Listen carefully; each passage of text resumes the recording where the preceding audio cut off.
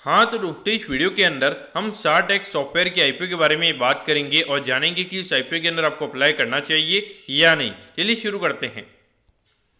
तो देखिए, सबसे पहले हम ये जानेंगे कि ये कंपनी क्या काम करती है, क्योंकि जो कंपनी है 2012 में ये कंपनी स्टार्ट हुई है, यानी कि ऑलमोस्ट अगर हम देखेंगे तो 11 से 12 साल ये कंपनी को स्टार्ट हुए हो चुके हैं। क्योंकि जो कंपनी आईटी सर्विसेज से रिगार्डिंग यहाँ पे जो सर्विसेज होती है वो ये कंपनी में प्रोवाइड करवाती हुई नजर आती है। इसमें अगर हम देखेंगे तो ऐप को डेवलप वगैरह करना हो गया, फिर उसके अलावा मोबाइल एप्लीकेशन जो होती है उनको डेवलप करने से रिगार्डिंग जो सर्विसेज होती है, और उसके अलावा जो कुछ सॉफ्टवेयर वगैरह होते हैं, यानी कि जो नॉर्मली अलग अलग कंपनीज के अंदर अलग अलग सॉफ्टवेयर जो यूज़ किए जाते हैं, तो वैसे सॉफ्टवेयर को बिल्डअप करने से रिगार्डिंग जो भी सर्विसेज होती है वो ये कंपनी में प्रोवाइड करवाती हुई नजर आती है।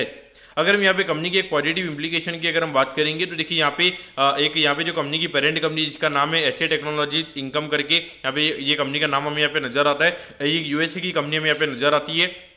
तो यहाँ पर कहीं ना कहीं अगर हम देखेंगे जो कंपनी के प्रमोटर्स हैं, यानी कि उसकी सब्सिडरी कंपनी का आईपीओ में भी आता हुआ नजर आ रहा है। तो जब प्रमोटर्स आपका काफ़ी ज़्यादा इतना स्ट्रॉन्ग रहता है, यानी कि अगर आप देखोगे ऐसे टेक्नोलॉजीज एक अच्छी खासी बड़ी कंपनी में यहाँ पे नजर आती है, तो पॉइंट से अगर हम देखेंगे तो कहीं ना कहीं मार्केट इसे पॉजिटिव वे में ले सकता है। अगर हम कंपनी के एम्प्लॉइज की अगर हम बात करेंगे, अराउंड 356 एम्प्लॉइज ये कंपनी के अंदर में काम करते हुए नजर आ रहे हैं। डेफिनेटली देखा जाए तो एक अच्छा नंबर ये कंपनी का हमें यहाँ पे नजर आता है। और अगर यहाँ पे आईपीओ से अगर कंपनी और अच्छी तरीके से हमें ग्रोथ हुई नजर आती है तो डेफिनेटली आने वाले टाइम पे और अच्छे नंबर ऑफ एम्प्लॉइज की कंपनी में हायर करती हुई नजर आएगी।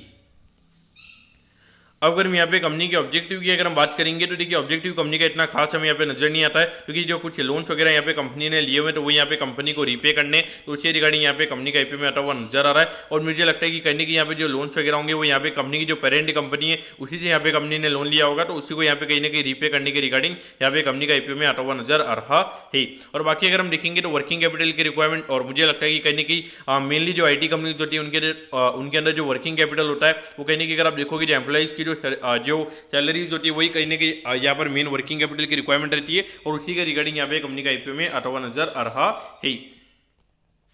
अब अगर हम यहाँ पे कंपनी के फाइनेंशियल्स की अगर हम बात करेंगे तो देखिए, कंपनी के फाइनेंशियल्स हमें इतने ज़्यादा इंटरेस्टिंग यहाँ पे नजर नहीं आते। अगर हम 2021 में अगर हम देखेंगे अराउंड 54 करोड़ के रेवेन्यू पे हार्डली 79 लाख के लगभग यहाँ पे कंपनी ने प्रॉफिट कमाया था, क्योंकि कहीं ना कहीं अगर हम देखेंगे तो आईटी कंपनी के हिसाब से ये काफ़ी कम नंबर हमें यहाँ पे नजर आता है। और उसके बाद अगर हम देखेंगे तो सीधा ये नंबर 41 करोड़ के लगभग हमें होता हुआ नजर आया था, और वहाँ पे कंपनी ने लगभग 5 करोड़ के लगभग का लॉस वहाँ पे कंपनी ने किया था, क्योंकि कहीं ना कहीं देखा जाए तो कंपनी के नंबर्स हमें यहाँ पे इतने अच्छे नजर नहीं आते हैं। उसके बाद अगर हम देखेंगे तो 2023 में फिर से हमें यहाँ पे रिकवरी आती हुई नजर आई थी। अराउंड 15 करोड़ से कंपनी का रेवेन्यू का नंबर में यहाँ पे बढ़ता हुआ नजर आया था, और लगभग 1 करोड़ के लगभग का प्रॉफिट वहाँ पे कंपनी ने कमाया था। अभी जो रिसेंटली अगर हम देखेंगे तो यहाँ पे लगभग 6 महीने में अराउंड 31 करोड़ के लगभग का रेवेन्यू यहाँ पे कंपनी ने किया है। और अगर हम प्रॉफिटेबिलिटी की बात करेंगे, अराउंड 2.5 करोड़ के लगभग का प्रॉफिट का नंबर हमें यहाँ पे नजर आता है, क्योंकि इंडिकेट कर रहा है कि लगभग 5 करोड़ के लगभग का नेट प्रॉफिट का नंबर हमें यहाँ पे ये पूरे साल में देखने को मिल सकता है। लेकिन एक चीज आपको यहाँ पे समझनी चाहिए कि अराउंड 31 करोड़ का रेवेन्यू है, अगर हम इसको एनुअलाइज करेंगे तो लगभग 60-65 करोड़ के लगभग कंपनी का रेवेन्यू का नंबर होगा। और अगर हम 3 साल पहले अगर हम देखेंगे हार्डली 54 करोड़ के लगभग कंपनी का रेवेन्यू का नंबर था,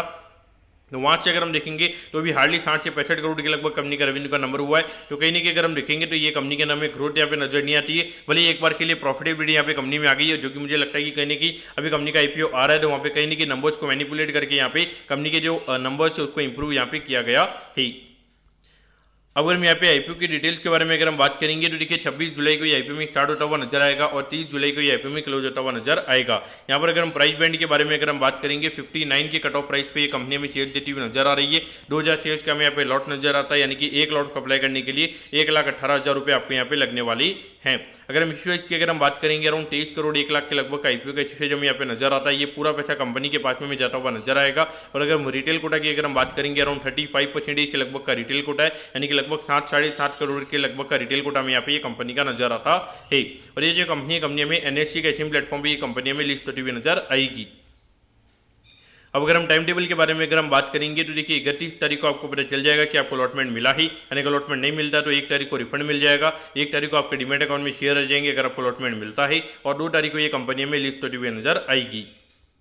अब अगर हम एट दी एंड अगर हम कंपनी के वैल्यूएशन के पैरामीटर्स की अगर हम बात करेंगे तो देखिए, अराउंड 77 करोड़ के मार्केट कैप पे ये कंपनी का आईपीओ में आता हुआ नजर आ रहा है। तो वैल्यूएशन वाइज अगर हम देखेंगे तो इतना ज़्यादा कोई महंगा वैल्यूएशन नहीं है। और अभी जो 5 करोड़ के लगभग की जो कंपनी अर्निंग दिखा रही है, तो उसके हिसाब से अगर हम बात करेंगे लगभग 15-16 के पी रेशियो पे ये कंपनी का आईपीओ में आता हुआ नजर आ रहा है। तो वैल्यूएशन वाइज अगर आप देखोगे तो थोड़ा हमें सस्ता यहाँ पे लगेगा, लेकिन देखिए कंपनी के नंबर्स अगर हम देखेंगे तो बियॉन्ड पॉइंट ये कंपनी में ग्रो होती हुई नजर नहीं आ रही है। तो कंपनी के फाइनेंशियल मुझे पर्टिकुलरली इतने अच्छे नजर नहीं है, और अभी जो कंपनी का नंबर है उसमें मुझे 100% यहाँ पे ट्रस्ट भी नहीं नहीं हो रहा है कि जो भी कंपनी नंबर दिखा रही है वो ट्रू है या नहीं है। लेकिन अगर हम ग्रे मार्केट की अगर हम बात करेंगे तो ग्रे मार्केट ये कंपनी को ऐसा बोल रहा है कि एकदम अच्छी कंपनी है, क्योंकि अराउंड 30 रुपये के लगभग का ग्रे मार्केट हमें ट्रेड होता हुआ नजर आ रहा है। यानी कि ग्रे मार्केट ये इंडिकेट कर रहा है कि लगभग 60,000 रुपये आपको यहाँ पे लिस्टिंग पे मिल सकते हैं। तो पॉइंट डेफिनेटली यहाँ पर आपको लिस्टिंग इनके लिए अप्लाई करना चाहिए, क्योंकि डेफिनेटली अभी यहाँ पे कोई भी कंपनीज वगैरह आ रही है तो वहाँ पे मार्केट में जिस तरीके का लिक्विडिटी फ्लो है तो वहाँ पे हर आईपीओ के अंदर हमें काफ़ी अच्छी डिमांड देखने को मिल रही है।